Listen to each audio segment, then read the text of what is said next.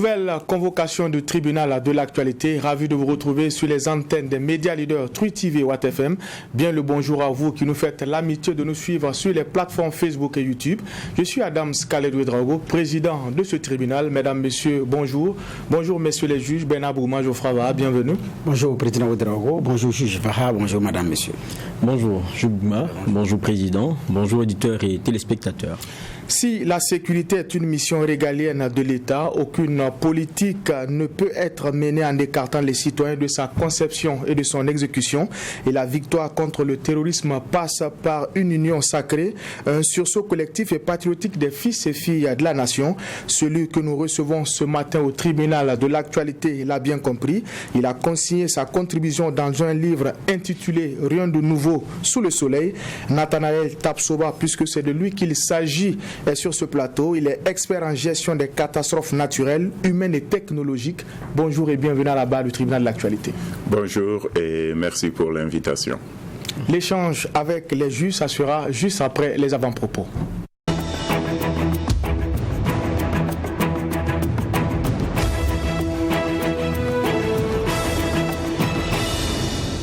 Et pour la partie avant-propos, nous allons donner la parole au juge Bourma. Qu'est-ce qui retient votre attention pour cette convocation du tribunal de l'actualité? Merci, président. Ce qui retient notre attention, c'est ce ballet diplomatique à Kossiam, où le chef de l'État a reçu hier l'ambassadeur de la Turquie, de l'Égypte et de l'Allemagne au Burkina Faso, donc qui ont été certainement reçus séparément par le chef de l'État, mais bon, c'est avec à peu près le même contenu de message. C'est travailler au renforcement des relations qui existent entre les différents pays, entre ces trois pays et le Burkina. C'est travailler à maintenir ce qui avait été engagé. Donc, c'est ce qui a été donné de voir. C'est un balai diplomatique qui s'effectue au moment où, effectivement, le Premier ministre, dans sa récente sortie, s'offusquait du fait que certains partenaires rament à contre-courant de l'histoire du Burkina et demandent que les uns et les autres puissent, naturellement, de façon subtile, il a dit, de revoir leur position pour que les engagements qui avaient été pris, surtout sur l'accompagnement financier pour certains projets, ne soient pas effectivement mis en cause. On se rappelle déjà que le MCA là, c'est déjà acté, c'est clair, c'est suspendu en attendant le retour en bonne et due forme d'un gouvernement civil issu des élections au niveau du pouvoir. Donc ici, là, ça vient certainement pour encourager la transition, encourager les Burkinabés. Maintenant, en matière de coopération, le Premier ministre d'ailleurs avait dit qu'ils vont diversifier la coopération, aller de façon sincère avec ceux qui vont aller avec nous, de façon sincère. Effectivement, j'avais dit qu'on entretient déjà ces relations diplomatiques avec ces grands pays au niveau du monde. Je ne crois pas qu'il y ait cette puissance-là avec laquelle nous n'entretenons pas des relations diplomatiques. Maintenant, la diversification va être quoi? C'est chez qui on va renforcer, c'est chez qui on va alléger ou bien suspendre, je ne sais pas. Mais quoi qu'il en soit, j'ai dit dans ce contexte où le Burkina est pressé de toutes parts par rapport à l'organisation des élections, et le Burkina qui demande une rallonge en ce qui concerne les délais pour le chronogramme, ça vient un tant soit peu encourager les autorités de la transition dans leur élan. Donc, à la suite, parce qu'avec ces pays, il y a beaucoup de plans de coopération qui sont tenus, surtout avec l'Allemagne, au niveau bilatéral, il y a beaucoup de projets. Et s'il y a une suspension, ce n'est pas évident. Et c'est pareil avec la Turquie, ou même sur le plan de l'armement, il y a les accords qui avaient été signés sous le président Kaboré par rapport à l'industrie de l'armement, de la maintenance de l'armement au niveau du Burkina. Donc, ces engagements, certainement, c'est sûr que ça va être tenu. Donc, je dis bien, ça vient encourager le chef de l'État et son gouvernement, certainement pour aller de l'avant. Mais parce qu'il y en a qui craignaient qu'avec les derniers rebondissements, certains pays ne puissent quitter, mais c'est sûr que ces pays-là, je ne pense pas qu'ils vont quitter. Mais comment est-ce qu'ils entrevoient pendant la transition, ça reste à voir. Merci, juge Bourma. Juge Vaha.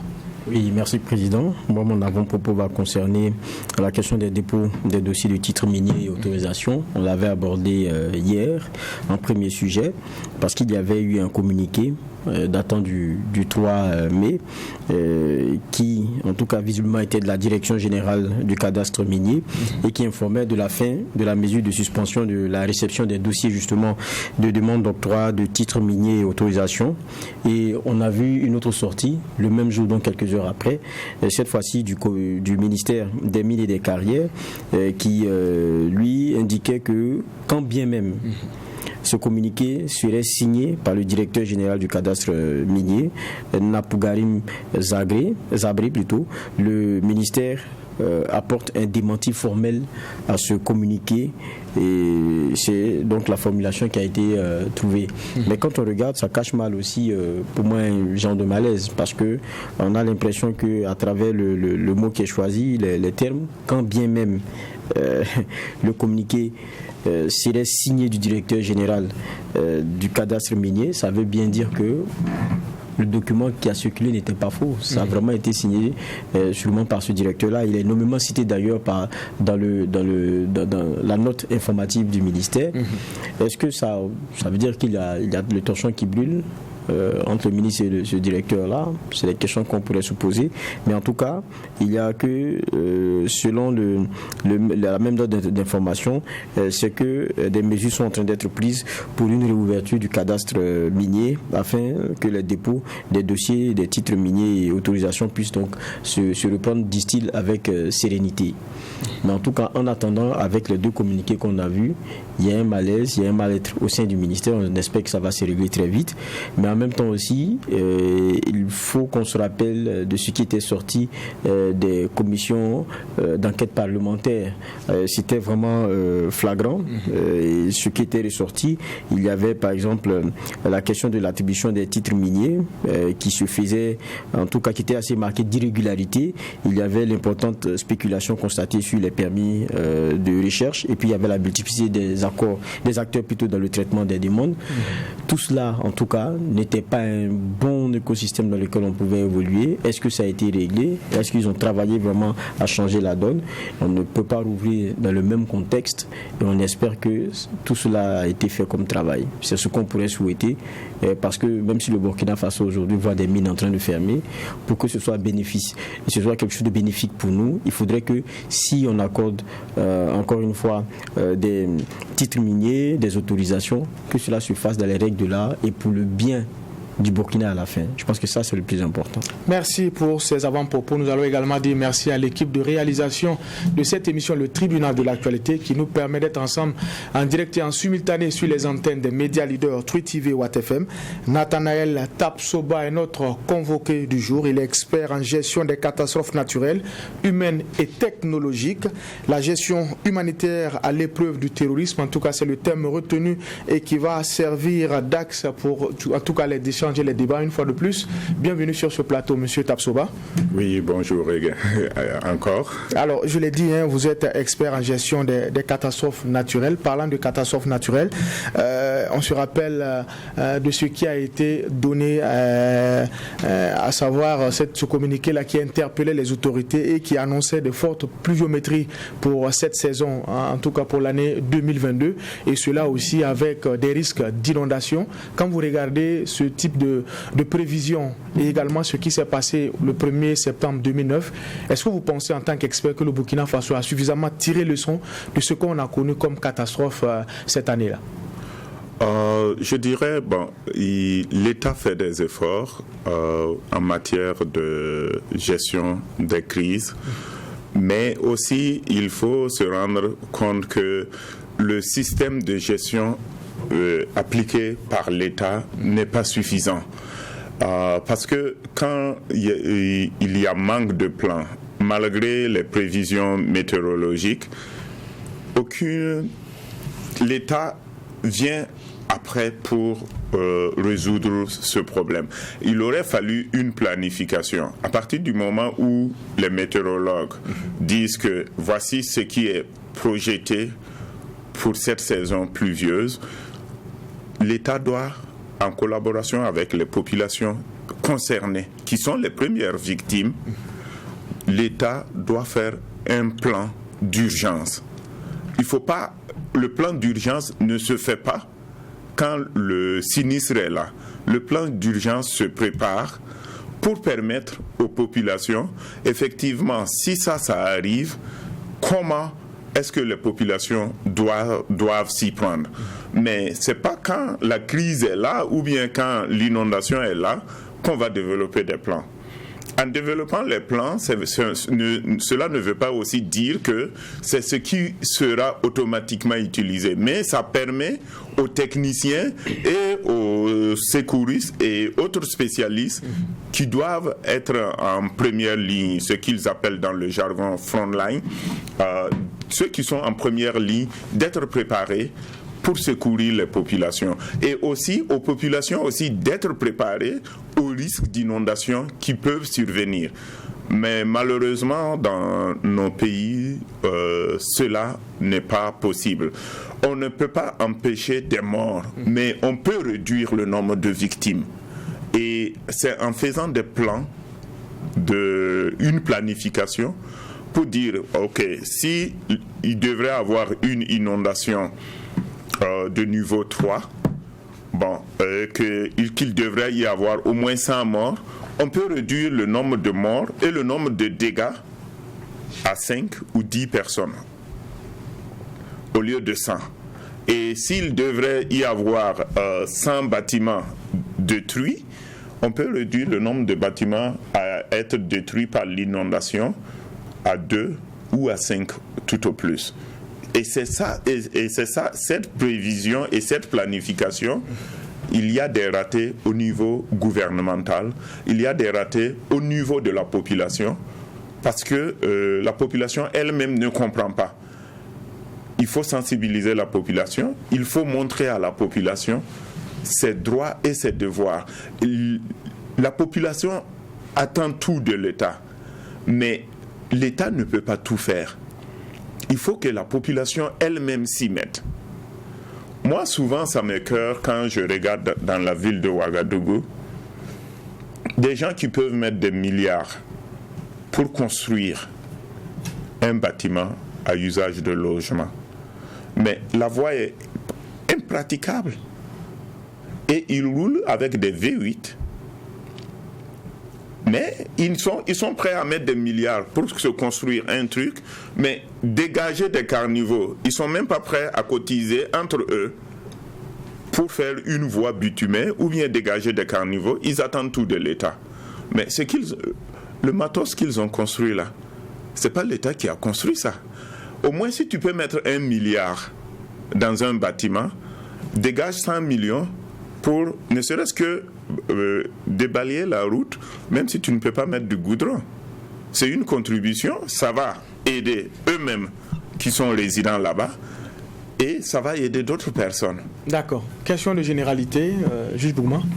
Oui, question de généralité. Dans la présentation, vous avez dit gestion catastrophe naturelle, technologique et humaine. Est-ce qu'on peut avoir parce que si nous on commence à être familier de la gestion des catastrophes humanitaires, alors qu'il n'y a pas que ça. Ok. Dans la gestion des catastrophes, il faut distinguer 3 grandes familles. Comme il a si bien introduit le président, les catastrophes naturelles sont par exemple les inondations, les tremblements de terre, les éboulements et j'en passe. Donc ça, c'est une première étape de type de catastrophe. Il y a les catastrophes humaines, à savoir qui est causée par l'homme, à savoir par exemple une attaque terroriste, les accidents de la route dus à l'imprudence humaine. Ça, c'est des catastrophes naturelles. Ou bien, quand je vais au village et on est en saison sèche et je fume ma cigarette, je ne l'éteins pas et je jette le mégot en cours de route, ça devient un feu de brousse. C'est une catastrophe humaine. Ou, parlant de canalisation d'eau, il y a l'ONEA qui laisse des fuites d'eau où il y a des tuyaux d'eau de l'ONEA qui sont souvent percés et l'eau coule. Ça, c'est des catastrophes naturelles, quand il y a des dégâts. Et les catastrophes technologiques, relève purement et simplement du domaine industriel.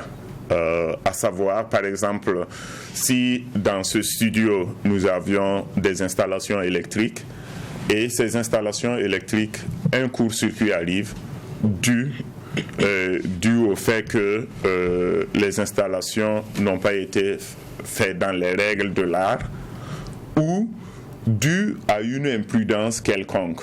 Donc c'est une catastrophe technologique.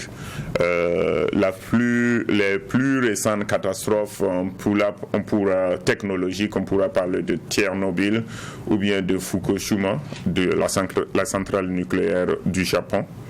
Donc ça c'est des catastrophes technologiques. Voilà un peu détaillé. Maintenant, dans les catastrophes humanitaires, ça peut englober ces trois types, mais aussi dans l'humanitaire, c'est quand la vie des personnes sont en danger. Par exemple, je prendrai l'exemple des États-Unis sur le Texas l'année dernière où, sous l'ère Trump avait séparé des familles migrants qui cherchaient à demander l'asile aux États-Unis ou bien qui cherchaient à avoir une vie meilleure aux États-Unis. Et sous l'administration Trump, des enfants mineurs qui étaient avec leurs parents ont été séparés des parents et mis dans des foyers de détention au même titre que des délinquants réguliers. Et ça, c'est une catastrophe humanitaire parce que le nombre de personnes qui, leur seule cause est qu'ils ont cherché à pénétrer sur le sol américain. Au Burkina Faso, nous avions une catastrophe humanitaire à cause des attaques répétées de terrorisme où des villages, des villes se vident et on a des déplacés internes au sein du Burkina Faso. Ça, c'est une catastrophe humanitaire. D'accord, merci pour ces précisions. Juge Va. Bon, comme on est dans les généralités, en introduction, vous rappeliez son œuvre, Rien de nouveau sous le soleil. Je pense que ça a été présenté en 2019, non? Oui. Voilà, c'était, ce dont je me rappelle, c'est 35 000 francs. C'est que c'est pas trop donné pour le Burkinabé. Est-ce que les gens ont adhéré? Au Burkina Faso, les gens n'ont pas adhéré. Bon, mais dans la conception du livre, à l'origine, le livre devrait être publié au Burkina Faso.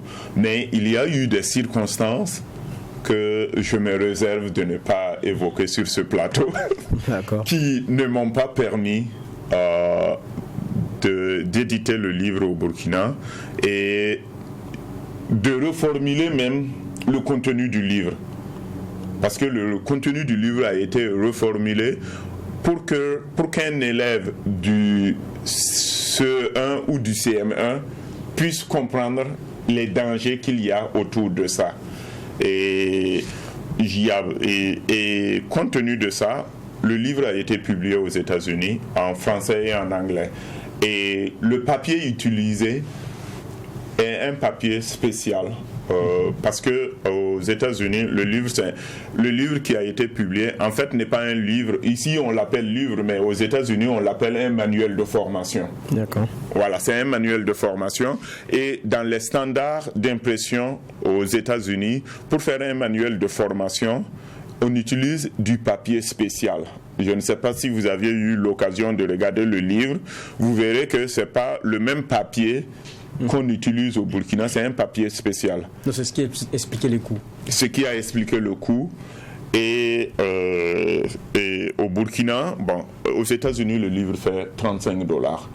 Okay. Voilà, $35. Et c'est beaucoup acheté aux États-Unis, en Europe, au Canada, au Japon. Mais en Afrique, contrairement à ce qu'on dit, en Afrique, par exemple, au Mali, le livre s'achète autour de 50 000 francs. Des Maliens payent le livre aux États-Unis, ils le revendent au Mali autour de 50 000 francs. Bon, c'est pas une question de prix, mais je crois que le Burkinabé en général n'est pas lecteur. Okay. Et beaucoup de Burkinabés ne lisent pas, ils ne veulent pas se cultiver. Je ne dis pas tous les Burkinabés, mais beaucoup ne veulent pas se cultiver. Et on est focus sur le prix. Mais moi, je ne suis pas né aux États-Unis, je vis aux États-Unis. Mais si ce livre écrit en français et en anglais, des écoles américaines l'utilisent pour encadrer les immigrés qui viennent dans la gestion des catastrophes, et que le Burkina ne peut pas le faire, moi je trouve que c'est dommage. Bon, mais on me dira que les États-Unis sont développés, mais quand je parle avec des experts américains qui viennent travailler au Burkina, souvent la question qu'ils me posent, c'est de dire, mais tu fous quoi aux États-Unis? Il y a beaucoup de ressources, tu as beaucoup de compétences. Financièrement, il y a beaucoup d'argent dans ton pays. Je ne sais pas qu'est-ce que tu fous aux États-Unis. Bon, et puis, on est plus sujet à des catastrophes ici. Non, même aux États-Unis. De plusieurs ordres. Exactement. Aux États-Unis, chaque jour que Dieu fait, on a des catastrophes, comme au Burkina.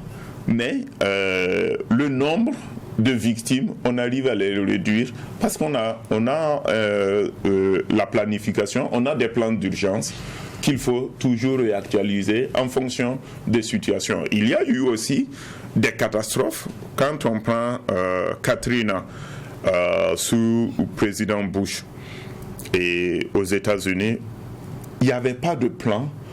Les services n'étaient pas rattachés ou il n'y avait pas de coordination entre services. Chaque service travaillait individuellement. Et depuis Katrina, les États-Unis ont compris que c'est ensemble, en coordination avec les différentes structures, qu'on peut réussir dans les plans d'urgence. Et c'est pas en disant, par exemple, vous, doyen des juges, vous êtes compétent en médecine, vous devriez travailler solo, et M. Bougman, compétent en communication, doit rester aussi dans la communication de crise. Non. On met tout le monde ensemble, on élabore le plan d'urgence, par exemple pour les inondations, pour les attaques terroristes. On associe tout le monde, tous les acteurs concernés, y compris la population. On ne peut pas amener toute la population, mais les populations, on a des techniciens qui forment la population, et ces agents-là, quand il y a des plans d'urgence dans les quartiers ou bien dans les ministères ou dans les écoles, sont les relais du gouvernement, et ils sont assis sur la même table que nous. Et nous faisions les plans d'urgence, nous élaborons les plans d'urgence, parce que tu as beau être technicien, il faut aussi avoir l'œil de ce que la population veut et de ce que la population pense. Nous pouvions élaborer les meilleurs plans, mais si nous n'associons pas la population, nos plans vont être voués à l'échec. D'accord. Alors vous avez décidé comme ça d'apporter votre contribution dans la lutte contre le terrorisme et la gestion des catastrophes à travers justement ce livre-là. Juge va rappeler le titre, hein, Rien de nouveau sous le soleil. Alors déjà quand on voit dans le livre, vous commencez par faire une typologie du terrorisme. Là on est dans le dur du sujet. Alors est-ce qu'on peut revenir aujourd'hui sur les types de terrorisme qu'on a? Ok, il y a plusieurs types de terrorisme. On a l'agroterrorisme, ce qui est actuellement courant en Afrique. On a le terrorisme domestique. Et je reviendrai, ou bien vous voulez que je définisse chaque type de terrorisme. Et cela permettra d'avoir les mêmes clés de lecture. Ok. Par rapport à l'agroterrorisme, on parle beaucoup plus des chenilles légionnaires en Afrique, et particulièrement au Burkina Faso. C'est de l'agroterrorisme. L'agroterrorisme, c'est quand on utilise des produits chimiques ou des produits bactériologiques pour contaminer un sol, un cours d'eau, pour éradiquer une population cible donnée. Parlant des chenilles légionnaires, jusqu'à présent, il y a une polémique. On ne sait pas d'origine, d'où les chenilles légionnaires viennent. Suivant qu'on se situe côté communiste ou suivant qu'on se situe côté capitaliste. Les chenilles légionnaires ont été développés aux États-Unis et ils sont venus avec le maïs OGM transgénétique, soit disant que c'était les meilleurs, c'était plus rentable. Mais aujourd'hui, cela démontre que l'OGM ne peut pas nourrir la planète entière. Nous avions reçu beaucoup de dons, de vivres à travers le monde, des contributions américaines, mais cela n'a pas empêché qu'il y ait toujours la faim et la famine au Burkina ou à travers l'Afrique. Il faut que nous, Africains, nous apprenions à compter d'abord sur nous-mêmes, à consommer ce que nous produisions et à valoriser ce que nous consommons. Ok. Ça, c'est le premier type de terrorisme. Ça, c'est le premier type de terrorisme. Le terrorisme domestique, c'est quand des enfants d'un même pays s'affrontent, prennent des armes ou s'empoisonnent.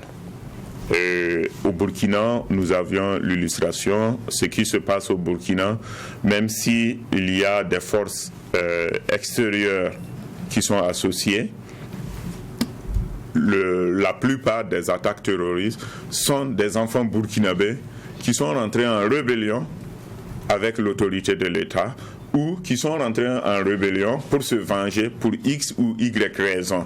À savoir, il y a que l'État a été défaillant.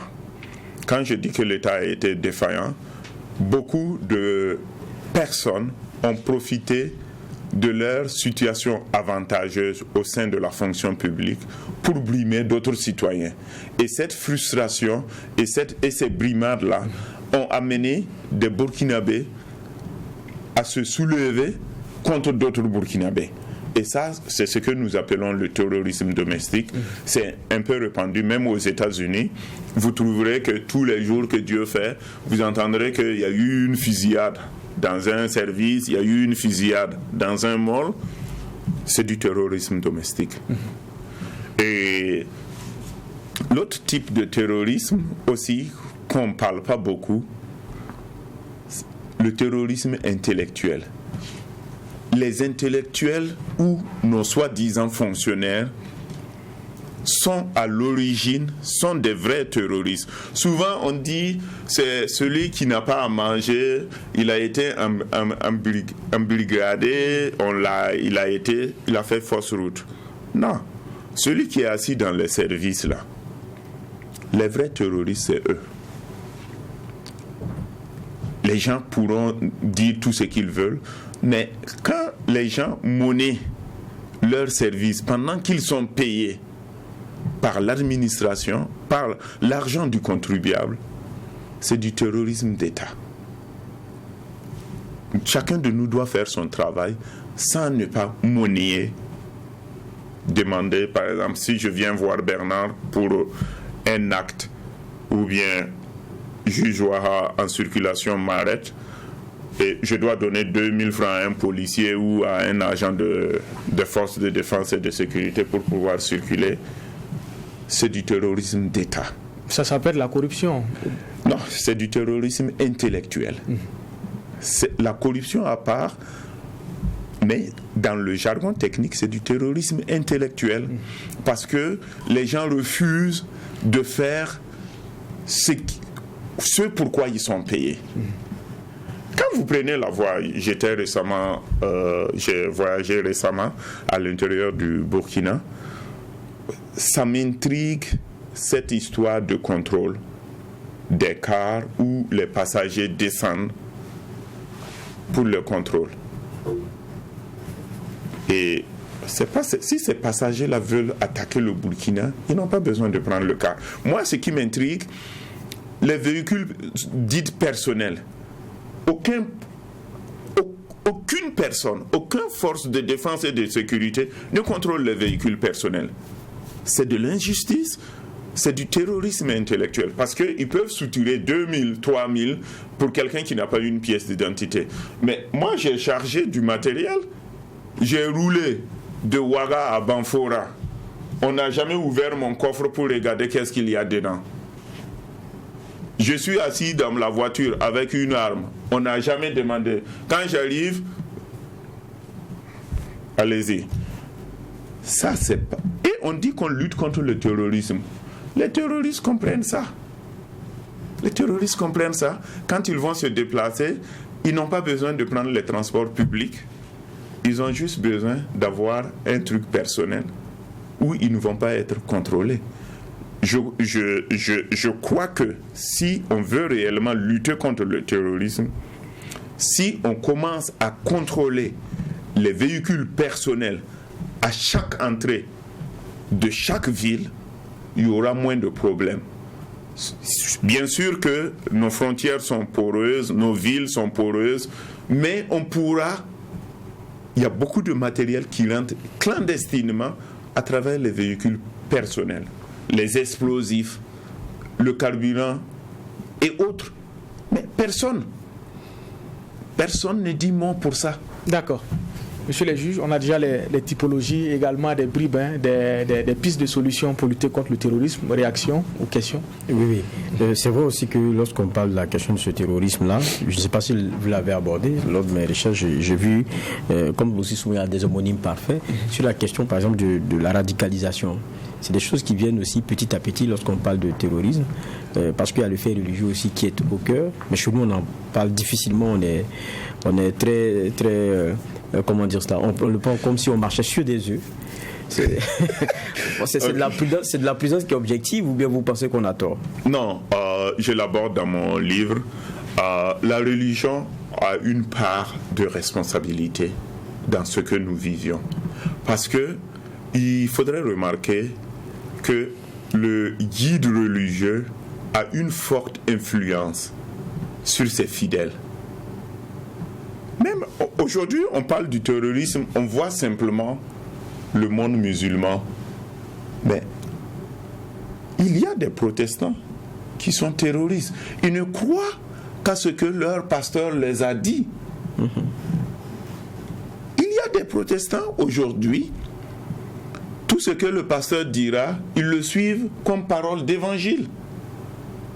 Mais on n'en parle pas. La religion est à l'origine du terrorisme. Et le premier terroriste qui a existé existe dans la Bible et existe dans le Coran. Le premier meurtre qui a existé sur terre, c'est Abel et Caïn, l'affaire de Caïn et Abel. Donc c'est biblique. Dans le Coran, ils le reprennent, mais j'ai oublié le nom musulman qu'ils utilisent. Donc, la religion, depuis la nuit des temps, a toujours été source de nos problèmes. Maintenant, les gens ne veulent pas parler parce que ils ont peur de dire les choses. Ils ont peur de dire l'imam ou bien le pasteur ou le prêtre et ceci, cela. Et quand vous regardez au Burkina ici, il y a combien d'églises, il y a combien de mosquées, ça pousse tous les jours. Et quand et tout le monde veut avoir sa cote avec l'homme politique ou le pouvoir en place. Il faut dans certains pays, notamment en Suisse et bien d'autres, ils ont décidé, les religieux sont des fonctionnaires, pour que l'État ait l'œil sur ces gens.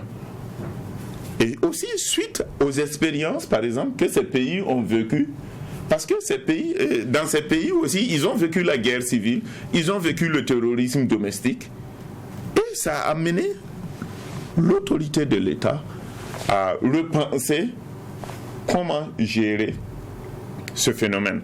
Moi, je suis content qu'on ait créé un ministère de la religion, mais je ne vois pas ce que ce ministère, si c'est pour créer un ministère pour créer, ça ne sert pas. On me dira que c'est trop tôt, le ministère existe, c'est trop tôt. Mais quels devraient être ses objectifs alors? Quel contenant on devrait y mettre? Contenu plutôt. Le contenu du ministère de la religion, recadrer les leaders religieux d'abord, premièrement, et être strict avec ceux qui ne vont pas, qui vont violer les lois, à savoir fermer, que ce soit église ou mosquée, qui n'obéit pas aux règles républicaines. Parce que nous vivions en société, nous avions des lois, et toute personne qui va, ou toute communauté qui veut aller au-delà de ça, qu'elle soit purement et simplement dissoute. Moi, je trouve qu'au Burkina, il y a beaucoup d'églises, il y a beaucoup de mosquées, ça s'ouvre, et souvent même, c'est des terrains de personnes qu'on va occuper. On dit c'est un lieu de culte. Alors que la loi au Burkina est claire. Les lieux de culte ont un lieu pour aller célébrer. On ne peut pas aller commencer à prier à 22h, à 3h du matin dans une cour pour déranger ceux qui dorment. Et on ne doit rien dire parce que c'est la religion. Le ministère en charge des cultes doit régler ce problème le plus tôt et dès maintenant. Parce que il ne suffit pas de faire des tournées autour des chefs coutumiers ou bien des chefs religieux pour dire qu'on a un ministère. Non. Il faut trancher. Il y a beaucoup de dossiers pendants au sein du ministère, au sein de la justice. Il faut trancher ça. D'accord. Juge Bouma. Oui, parlant de gestion, on a vu tout récemment l'affaire de la mine de Perquois, où le Premier ministre est allé, il a tapé du poing sur la table et a rappelé les mesures effectivement qui ont été édictées. Donc, alors, cette catastrophe est à mettre humaine ou naturelle, puisqu'on parle de digues qui a cédé, d'eau qui a déversé, et puis la gestion qui a suivi. En tant qu'expert, qu'est-ce qu'il aurait fallu faire et qu'est-ce qui a péché selon ce que vous avez vu?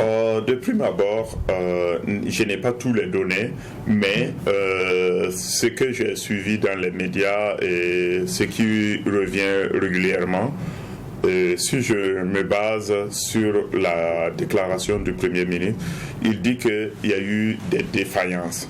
Et pour moi, en tant que technicien et gestionnaire de catastrophes, s'il y a eu défaillance, la défaillance, le Premier ministre a dit au niveau des premiers responsables de la mine.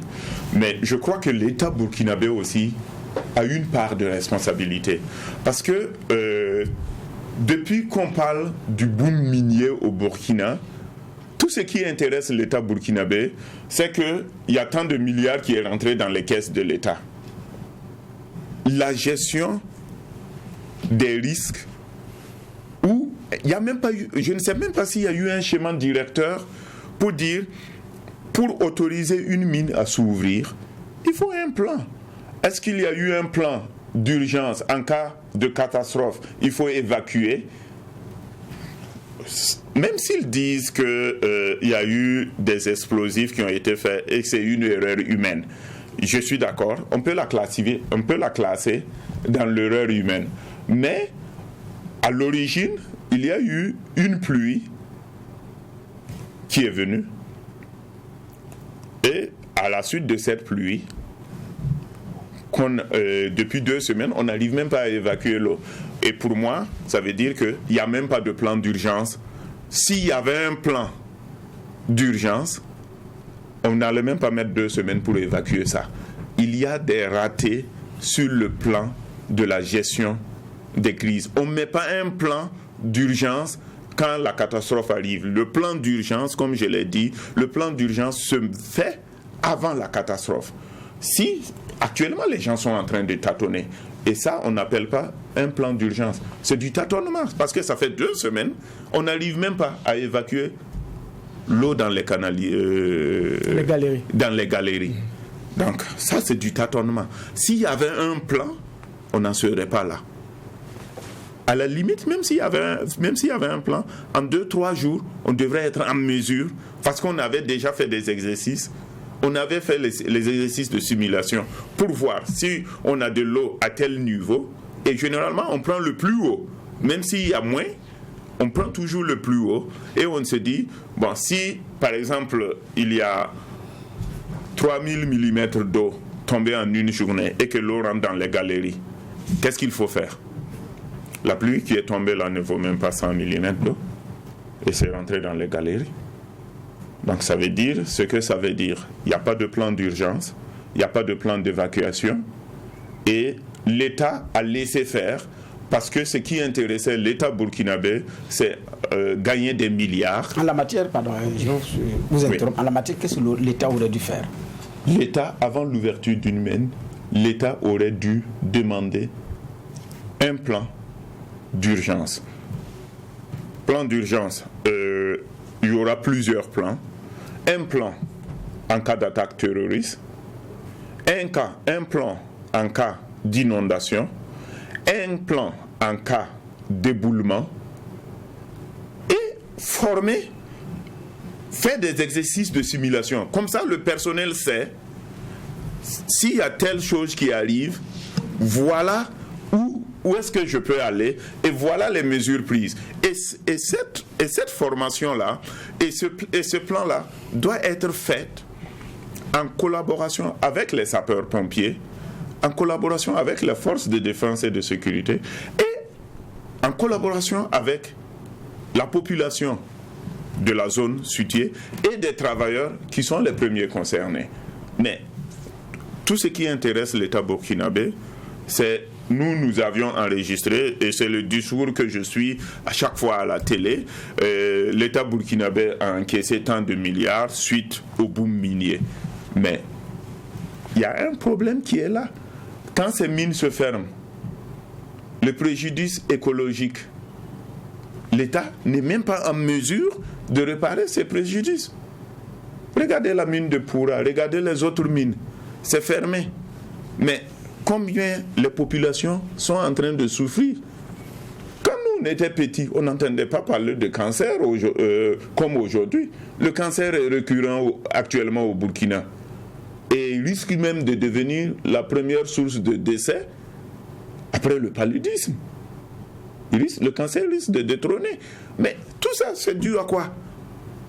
Au truc minier, où l'État a été totalement défaillant, n'a pas mis de cadre pour encadrer ces trucs-là. Et voilà où on en est. D'accord. Je ne sais pas si j'ai répondu à votre question. On va revenir au thème enrôlé pour cette convocation, la question de la gestion des catastrophes et la lutte contre le terrorisme. Parlant de votre livre là, plus qu'un livre, c'est un manuel de procédure parce que en cas d'attaque terroriste, vous donnez les dispositions à prendre. Vous dites par exemple qu'il faut appliquer les 3 principes, le réflexe, le geste et l'habitude. Oui. Que renferment ces 3 concepts-là? Le geste, c'est quand vous allez dans un lieu public, par exemple, quand nous allons au restaurant pour manger, ou bien quand je suis ici au tribunal, je dois être en mesure de voir ce qui est autour de moi pour que, à la moindre attaque, que je prenne mes dispositions. Et malheureusement, au Burkina, dans beaucoup de coins, il n'y a pas d'issue de secours. Ou quand on a des issues de secours, les issues de secours sont bloquées par du matériel ou sont carrément condamnées, dû au principe de vol ou bien pour d'autres raisons. Et c'est ce qui aussi explique l'attitude où, après le geste, c'est le réflexe. Le réflexe, c'est toujours regarder ce qui se passe autour de soi. Les gens, quand ils vont dans les maquis, c'est juste, ou bien quand ils vont à quelque part, ils n'ont pas ce réflexe-là de toujours contrôler qu'est-ce qui se passe autour de moi. C'est quand ils entendent « poum » qu'ils commencent maintenant à se décarcasser. Ça, c'est pas bon. Et le geste, c'est toujours dire « Ok, comme je suis au tribunal, par exemple, je suis ici, si quelque chose devrait arriver tout de suite, à défaut de sortir de cette salle, je dois me battre pour me défendre. Et à défaut de me défendre, je ne mourrai pas seul. Ceux qui sont venus pour m'agresser, au moins une des personnes aussi doit rester. Et on n'a pas besoin d'une arme pour combattre. L'arme est dissuasive, mais il y a des techniques qu'on peut appliquer et utiliser et récupérer l'arme même de l'assaillant et l'abattre et utiliser ça pour protéger d'autres personnes. C'est pas avoir un PA à côté ou bien porter une calache qui fait qu'on est fort. C'est mental. Quand vous aviez le mental fort, vous pouviez sauver des vies, vous pouviez vous défendre. Et à défaut de se défendre, on reste, mais on ne reste pas seul. On aura quand même atteint l'ennemi avant de rester. Alors, en plus du réflexe, vous avez parlé du geste, mais également l'habitude. L'attitude plutôt. C'est ce que j'expliquais. L'attitude, c'est ce que nous devrions faire. Quand ça vient, comment se comporter, ne pas être effrayé et prendre son courage à deux mains pour affronter l'assaillant. D'accord. Juge va. Oui, ce que vous dites est très intéressant. Ça concerne la personne elle-même. Et je pense que, en tant que spécialiste des questions de catastrophe, vous promenez un peu dans Ouagadougou, vous voyez. Bon, j'ai vu un peu Capuchino, comment ça s'est passé. J'ai préparé mon journal ce jour-là lorsque j'entendais les bruits. Et puis après, on est descendu, imprudent qu'on était. Et puis après, on a compris que c'était un peu plus compliqué qu'on pensait. Mais après, moi, je suis venu quelques temps après. Lorsque les travaux étaient en train d'être faits pour reprendre Capuchino et relancer, et il y avait comme cette obsession chez le propriétaire de vraiment sécuriser l'espace. Et je pense qu'il avait fait venir même des sapeurs-pompiers d'Italie pour travailler sur les plans et tout. Ça, c'est une parenthèse. Parce qu'il a été marqué ce jour-là par peut-être des dispositions qu'il aurait pu prendre, mais qu'il n'a pas pu prendre et qui a peut-être fait qu'il n'y a pas eu moins de morts que ça. Mais quand vous voyez les espaces que nous fréquentons très souvent dans la capitale, malgré que nous soyons sous la menace très souvent de la récurrence de ces terrorismes-là, est-ce qu'on prend cela en compte dans le comportement, dans les gestes et même dans les constructions? Non, malheureusement non.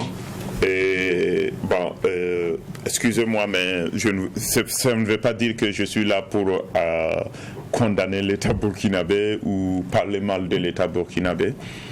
Quand je préparais mon premier semestre de doctorat en gestion des catastrophes, je devrais gérer une situation terroriste. J'ai écrit à l'ambassade du Burkina Faso à Washington pour demander de me prêter main forte parce que je voulais venir au Burkina en 2019 pour que j'aie accès à différentes structures administratives et pour, par exemple, faire un plan d'urgence pour les hôtels, les écoles et les gares routières, et y compris les taximètres et autres, parce que c'est eux qui donnent l'information à qui de droit. Malheureusement, jusqu'à ce jour, cette lettre est restée sans suite. J'étais obligé, au deuxième semestre, de revoir un autre pays pour aller faire ce truc. Revenant à Ouagadougou, la population attend tout de l'État. La population ne veut même pas payer les taxes qu'on leur demande de payer. Et quand il y a un problème, on attend tout de l'État. Il faut que nous, population, nous commencions d'abord à aider l'État. Je comprends que certaines personnes me disent, mais quand tu payes les taxes, c'est pour payer des V8, c'est pour entretenir X ou Y, donc moi je ne vais pas payer. Payons et demandons le changement.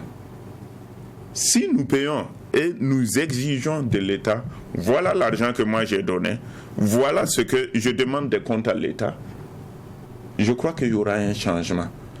Et les gens ne s'en fichent pas mal. Les gens disent, oh, cette histoire-là, c'est des Blancs qu'ils attaquent.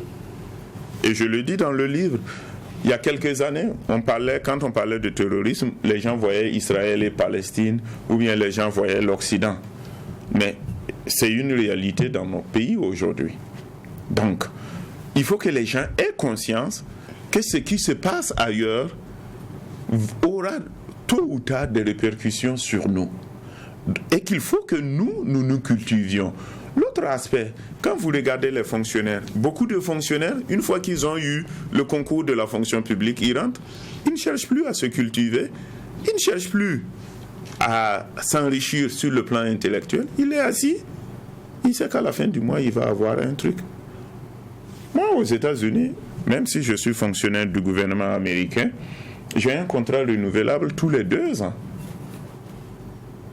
Le jour où je ne serai pas rentable pour l'administration américaine, on va mettre fin à mon contrat. Mais ici, quand on entre à la fonction publique dans le système francophone, quand on entre à la fonction publique, on est fonctionnaire à vie jusqu'à l'âge de la retraite. Il faut des réformes. On ne peut pas développer un pays sans avoir fait des réformes. Il faut des sacrifices de part et d'autre. Mais malheureusement, au Burkina Faso, les gens ne veulent pas faire de sacrifices. Ils veulent toujours attendre tout de l'extérieur et tout de l'État sans faire de sacrifices. Et ça, c'est le drame que nous avions. D'accord, nous allons faire un dernier tour de table. Chacun aura peut-être un dernier mot, peut-être une question, une observation avant qu'on ne referme la porte de cette émission. Juge Bougma. Alors, à vous entendre parler, on devrait, dans cette affaire de lutte contre le terrorisme, initier des formations grandeur nature pour initier les uns et les autres face à la situation éventuelle. Alors, laissant planer en même temps une peur, quoi. Non, les gens ne doivent pas avoir peur. Je le dis clairement dans mon livre. On peut vivre avec la menace terroriste. Mais, quand l'ignorance tue, si les gens se forment, les gens apprennent. Et si l'État laisse les techniciens... Parce qu'il y a un problème aussi. Est-ce que l'État burkinabé a réellement besoin de nous, techniciens, pour travailler avec la population? Parce qu'il y a beaucoup aussi, j'ai vu beaucoup de gens sortir, soit disant qu'ils sont spécialistes en X, en Y, en lutte contre le terrorisme, ils sont spécialistes en ceci, cela. Mais en réalité, quand tu parles avec eux, ils disent, mais écoute, c'est là où je peux gagner mon pain. Et quand ça devient comme ça, les données sont faussées.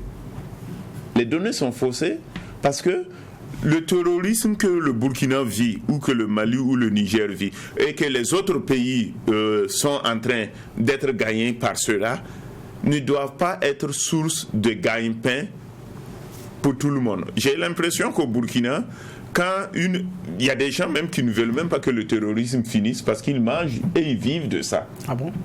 C'est ce que je pense, j'ai l'impression. Parce qu'il y a des gens qui vivent et ils n'ont même pas intérêt à ce que ce terrorisme-là finisse. Alors qu'il y a la population qui en souffre. Donc, moi, c'est mon point de vue. Je peux me tromper dans ce que je dis. Mais quand j'écoute certaines personnes parler, j'ai l'impression qu'ils n'ont pas envie que ce terrorisme-là finisse. D'accord. Sur la question du terrorisme, justement, vous disiez que ce à quoi on assiste au Burkina, c'est beaucoup celui domestique. Il y a cette option-là qui a été voulue, on a parlé de dialogue. Pas de négociation, hein, c'est le terme qu'ils ont choisi, oui. Le dialogue. Vous pensez que c'est une issue aussi favorable, c'est une option, c'est une alternative? Bon, dans tous les cas, c'est des enfants d'un même pays. Il faut dialoguer, mais tout dépend de ce qu'on met dans le dialogue. Okay. Voilà, tout dépend de ce qu'on met dans le dialogue. Est-ce que dialoguer veut dire monnayer des trucs, ou bien on veut dialoguer pour se réconcilier en disant, écoute, effectivement, j'ai eu tort, j'ai tué X et Y, je demande pardon, je veux me réconcilier, je veux réintégrer la société, ou bien c'est le dialogue pour dire, bon, nous, on va arrêter de vous attaquer, mais vous devriez nous donner tant de francs par mois, ou bien vous devriez nous donner tant de bétail. Qu'est-ce qu'on met dans ce dialogue-là? Si c'est pour dialoguer en termes pécuniaires ou bien en termes de monnayer des trucs, ça ne sert pas. Parce que le jour où vous n'allez pas pouvoir donner, ça va reprendre. D'accord. Nathanaël Tapsoba, merci d'être passé à la barre du tribunal de l'actualité. Ce que vous dites est enrichissant, mais malheureusement, on a été rattrapé par le temps. On aura l'occasion de vous recevoir une fois de plus au tribunal de l'actualité pour évoquer justement ces concepts-là, sinon ces thématiques. On a parlé de lutte contre le terrorisme et également de la gestion des catastrophes. Merci également, messieurs les juges, pour les différentes clés de lecture. Je rappelle qu'on a eu à la barre du tribunal de l'actualité Nathanaël Tapsoba, il est expert en gestion des catastrophes naturelles, humaines et technologique, et avec lui justement on a eu sa lecture sur ce qui est faux au Burkina Faso en termes de gestion de cette crise-là. Merci à vous. On se donne rendez-vous la prochaine fois pour la même mission. Jetez un regard critique sur l'actualité, mais en attendant, restez fidèles au programme des médias leaders, True TV et Watt FM.